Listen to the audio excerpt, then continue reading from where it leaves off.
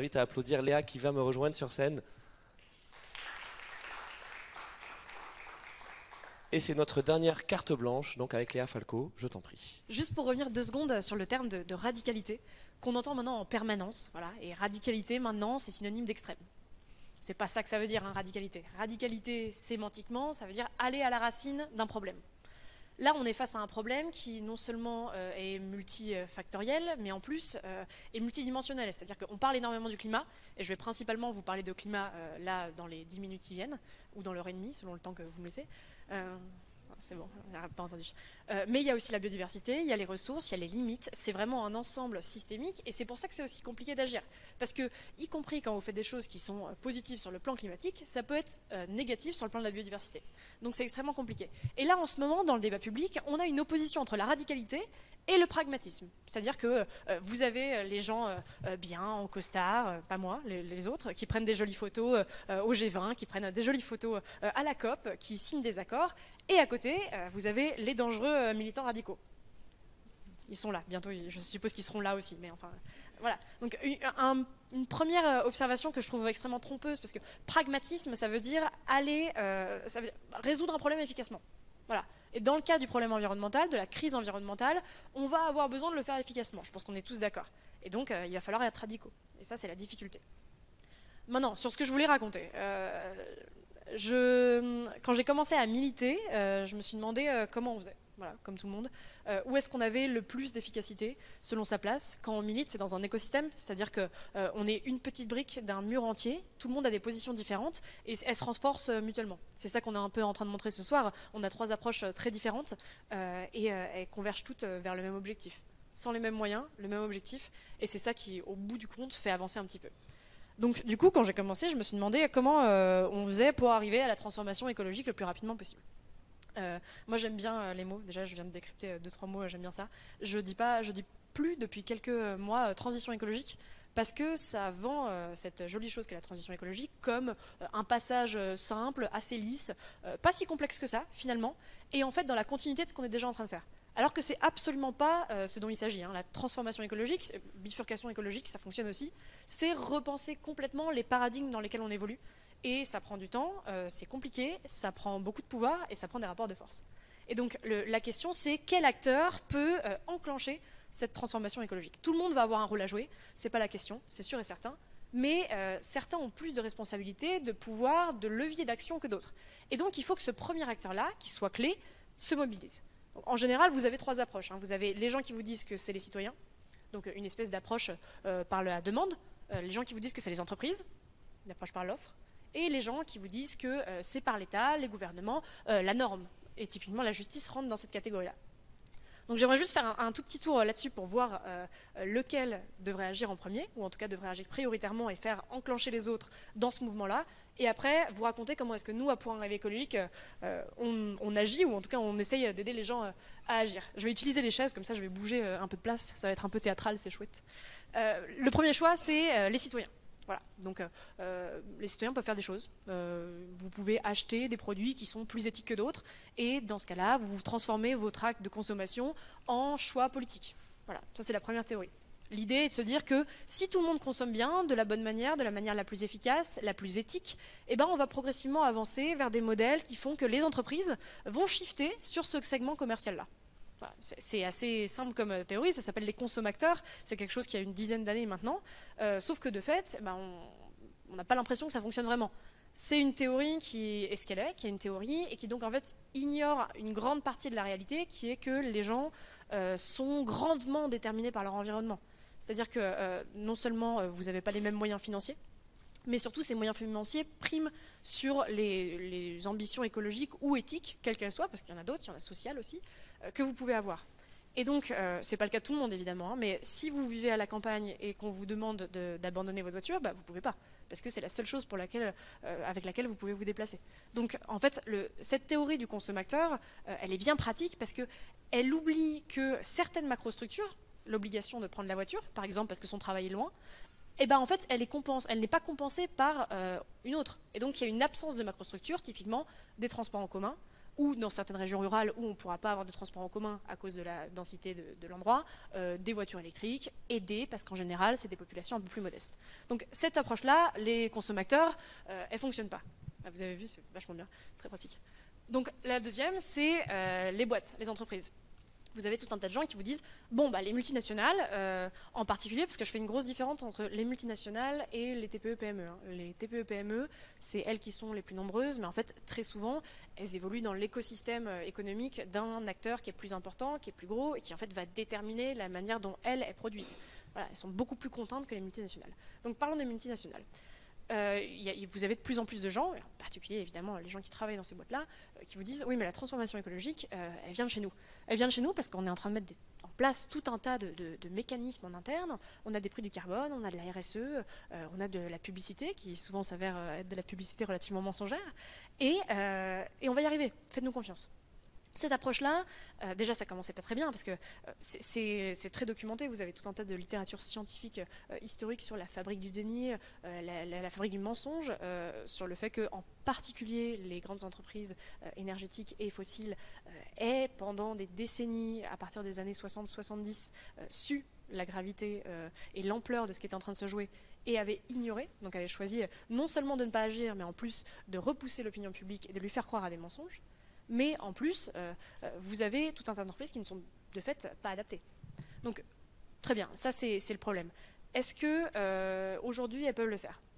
On peut se dire, tiens, bon, elles ont compris maintenant que c'était important, elles vont bouger. Le problème, c'est que les entreprises, c'est comme de l'informatique. Hein. Vous avez un code, ça fonctionne comme ceci, comme cela. C'est des grosses boîtes, des grosses machines avec énormément d'inertie. C'est des espèces d'éléphants qu'on ne peut pas vraiment pousser de la main. Hein. Il faut s'y mettre à beaucoup pour pouvoir faire bouger un petit peu la machine. À l'intérieur du code des entreprises, il y a un tout petit truc qui est passionnant, qui s'appelle le taux d'actualisation. Le taux d'actualisation, c'est un petit indicateur financier qui en fait va déterminer, on ne va pas rester trop longtemps là-dessus, mais c'est passionnant, je vous invite à vous renseigner là-dessus, parce que c'est vraiment la brique fondamentale qui fait que les entreprises aujourd'hui, les grandes boîtes, ne peuvent pas enclencher la transformation écologique. Le taux d'actualisation, c'est la préférence du futur et du passé. C'est-à-dire qu'en fait, c'est ça qui va déterminer si vous, en tant que boîte, vous allez faire des investissements maintenant, plus tard ou jamais. On pourra peut-être en rediscuter un petit peu dans les questions parce que c'est quelque chose de passionnant, mais globalement, le problème, il est là. C'est que vous avez des taux d'actualisation aujourd'hui qui sont énormes et qui font que les entreprises préfèrent le présent au futur. Concrètement, ça se base sur quelque chose qui s'appelle la règle de Ramsay, qui se base sur un taux de croissance de 2% par an pour toutes les prochaines années. Et pourquoi? Parce que sur les 150 dernières années, on a eu un taux de croissance moyenne de 2%. Donc le modèle fondamental des entreprises se base sur le fait que le futur sera la continuité complète du passé. Transition écologique. Voilà. Le problème, c'est que du coup, ça ne fonctionne pas, parce que vous avez un fonctionnement environnemental des entreprises qui se distingue par la RSE, qui n'est pas accordé au fonctionnement financier de l'entreprise, puisque vous n'avez pas cette jonction entre le taux d'actualisation et les politiques RSE. Ça veut dire que nécessairement, vous avez des politiques RSE qui sont au mieux superficielles, au pire sincères mais coincées par le marché. Et donc, ça arrive au greenwashing. Parce que vous êtes engagé, vous avez pris tout un tas de promesses plus ou moins vraies. Dans la plupart du temps, elles reposent sur des scénarios un peu ambitieux qu'on appelle des scénarios overshoot, c'est-à-dire qui augmentent très brusquement les émissions de CO2 pour décarboner, ce dont on aura besoin à un moment ou à un autre, c'est sûr, et qui ensuite redescendent très vite. Sauf que ces scénarios-là, par définition, ils repoussent l'effort dans le temps. Donc on a une contradiction primaire là. La question à venir après, c'est est-ce que, maintenant qu'on a compris ça, ces entreprises-là, elles ne peuvent pas se dire on rechange. C'est bon, on a compris. La première fois, c'était compliqué. La deuxième fois, on avait l'actualisation. Maintenant, on est sincère. On a peut-être un dirigeant sincère. On veut se lancer là-dedans. La première chose, c'est ignorer complètement le fait que ce soit encore une fois des grosses machines, que ça ne repose pas sur la personnalité des gens qui font marcher ces grosses machines-là. Et surtout, le problème qu'on a, c'est le problème de la concurrence. Si aujourd'hui vous êtes une grosse boîte, une multinationale, vous êtes en concurrence avec des gens qui jouent de la même manière que vous. Donc, si vous vous ajoutez une règle, eh ben, vous allez perdre. Souvent, l'analogie que je prends, c'est d'imaginer un lac sur lequel vous posez des petites coquilles de noix, et dans ces coquilles de noix, vous déposez des gravillons. Si vous déposez le même nombre de gravillons dans chacune, eh ben, très bien, les coquilles s'enfoncent un peu, mais elles ont toutes le même tirant d'eau. Si sur une en particulier, vous déposez plus de coquilles, eh ben, elle va descendre progressivement et à un moment, elle va couler. Et c'est ça qui se passe. C'est pour ça que les grandes boîtes, elles ont une inertie qu'elles ne peuvent pas dépasser seules. C'est que si elles s'ajoutent des règles du jeu, eh ben, nécessairement, elles se sabordent. Et donc, vous en avez certaines qui se développent sur ce modèle-là, en s'adressant à des consommateurs. Par exemple, en France, vous avez Loom, qui est une entreprise qui fait des vêtements et qui s'adresse, donc qui a une communication très responsable en disant nous, on ne fait pas de la fast fashion, on fait assez peu de vêtements, mais on les vend au prix qu'ils valent. Ça s'adresse à des consommateurs. Pareil pour Patagonia, par exemple, qui est un exemple encore plus célèbre. Donc vous avez une partie des entreprises qui décident de s'extirper de ce schéma-là. Mais la plupart, elles restent coincées, et donc ça ne pourra malheureusement pas être elles qui déclencheront la transformation écologique. Donc, troisième choix, eh ben, vous n'avez plus que le dernier, qui sera l'État. L'État, les normes, les législations. On aura toujours besoin de ces deux acteurs-là, hein, évidemment, hein, les individus et les entreprises. Mais ça ne pourra pas être l'acteur structurel, celui qui va lancer le tout. Donc, la question maintenant, c'est comment est-ce qu'on arrive à faire bouger ces encore plus grosses machines, encore plus bureaucratiques et encore plus hiérarchisées que les entreprises, que sont les États. Et c'est toute la difficulté de passer de l'individuel au systémique. Et c'est toujours le problème qu'on a en tant qu'activiste. C'est comment est-ce qu'on arrive à être une de ces petites briques. Aujourd'hui, en gros, je pense qu'on a deux grandes solutions. Soit de la pression populaire, donc c'est un peu ce qui est en train d'arriver aussi, hein, avec une prise de conscience grandissante des citoyens et dans les sondages d'opinion au moins, hein, mais bon, les sondages d'opinion ça vaut ce que ça vaut, soit une volonté politique forte, qui pour le coup peut fonctionner, même si elle sera très entravée par les systèmes de décision que vous avez, qui sont en fait très défavorables à la transformation écologique, pour la simple et bonne raison que ça suit des mécanismes économiques, des règles économiques, qui n'ont rien d'inhérent hein, à nos sociétés, qui sont le produit de rapports de force, justement, mais qui sont en place. Donc comment est-ce qu'on y arrive quand on est juste un citoyen comme nous, malheureusement, et qui avons un pouvoir de transformation limité? Quand j'ai commencé à militer, c'est la question que je me suis posée. Je me suis dit qu'il y avait deux moyens en tant que citoyen de s'engager. L'engagement individuel, il y a l'engagement personnel et ce que j'appelle l'engagement socio-professionnel. L'engagement personnel, c'est être un consommateur, et c'est important quand même, en particulier quand on en a les moyens. Il ne s'agit pas de se dire on s'en fiche, on balance tout et on attend que l'État bougera, sinon on se retrouve coincé dans ce qu'on appelle le triangle de l'inaction. Mais en tant qu'individu, vous avez des leviers, hein, c'est très clair. Mais je me suis concentrée sur le deuxième aspect qui est l'engagement individuel mais socio-professionnel. C'est-à-dire que moi j'ai fait une grande école, typiquement. Il y en a peut-être un certain nombre d'entre vous qui dans la salle qui sociologiquement ont un habitus de CSP+, qui vont peut-être se retrouver cadres dans des boîtes. Et c'est ce chemin-là qu'on a pris nous avec Pour un réveil écologique. C'est-à-dire qu'on constate qu'en fait, dans une journée, vous avez deux journées quand vous êtes activiste. Vous avez votre première journée, dont on sort tous, au travail ou dans votre université, et la deuxième journée où vous retournez sur votre ordinateur, comme cette personne là-bas qui travaille en même temps, et vous devez finir ce que vous n'avez pas pu faire la journée. Il y a un moyen de pas tout à fait conjuguer les deux, mais d'apporter un petit peu de votre activisme dans votre travail, c'est de vous engager en tant que salarié. Et c'est quelque chose qui n'est pas tout à fait aujourd'hui exploré, parce que c'est compliqué, parce qu'il y a un rapport à la hiérarchie qui n'est pas simple, parce que le mot de militant, il vient quand même de milita en latin, qui veut dire soldat, donc il y a quelque chose de sacrificiel là-dedans, qu'on n'ose pas nécessairement faire dans son lieu de travail. Et je pense que nous, ce qu'on essaie de faire, c'est de donner en particulier à des gens qui ont une charge symbolique forte, typiquement des jeunes actifs, des jeunes cadres, des moyens de s'engager là-dedans. Si vous voulez faire quelque chose comme ça, on a sur notre site Pour un réveil écologique un guide d'engagement, c'est-à-dire un moyen de créer dans votre entreprise, si elle n'existe pas déjà, une structure comme ça, de salariés engagés, qui va pouvoir peser sur la direction, ou en tout cas collaborer de manière plus ou moins constructive, de manière plus ou moins active, de manière plus ou moins proactive avec la direction.